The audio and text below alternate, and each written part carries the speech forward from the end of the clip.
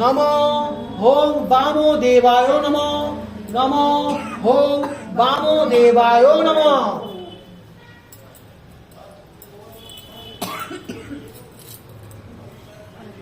আবার অর্ঘ্য নাও।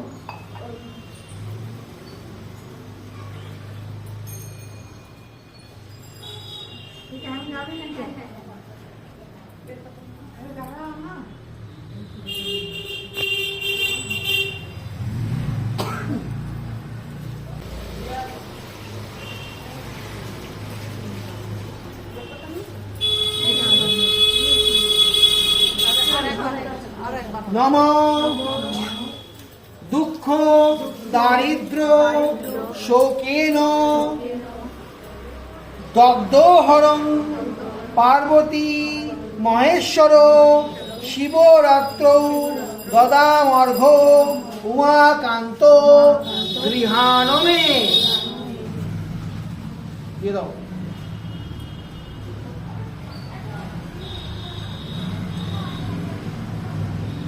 বেল গাছ, আর সেই গাছের নিচে ছিল একটি প্রাচীন শিবলিঙ্গ। বেল গাছে নড়ে চড়ে বসার সময় শিশিরের জলে ভেজা কয়েকটি বেলপাতা বসে পড়ে সেই শিবলিঙ্গের মাথায়। সেদিন ছিল শিব চতুর্দশী অর্থাৎ মহাশিবরাত্রি। আরো ব্যাগ ছিল উপবাসী, তার ফলে বেলপাতাগুলো শিশিরের সঙ্গে। এই গল্পটা এবার আপনাদের হয়ে গেছে তো, আমি এবার বলি।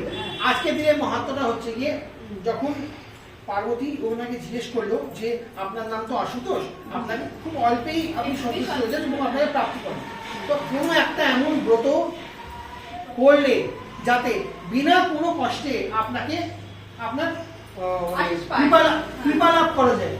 তখন বললো যে একমাত্র শুধু শিব ফাল্গুন মাসের কৃষ্ণপক্ষে চতুর্দশী দিনকে যে রাত্রিটা ঘটে সেটাকে শিবরাত্রি বলে।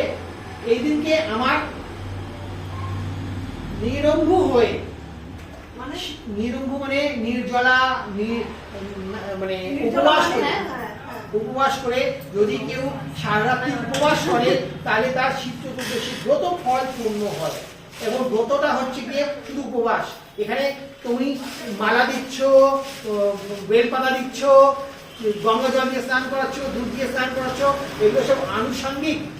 শুধু একমাত্র ওনার আজকের দিনে উপবাসটুকুই হচ্ছে কি ওনার এটা উনি দেখুন, এটা উনি বলেছেন। এবার তুমি কতটা করতে পারো সেটা তোমার ব্যাপার। রাত্রি জাগতেও হয়। আগে আমাদের সে খান্নাতে সিনেমা দেখতে যেত মারা শিবরাত্রির দিন। এখানে বাংলা সিনেমা দেখো 3খানা, তাড়াতাড়ি শিবের মাথায় জল দিয়ে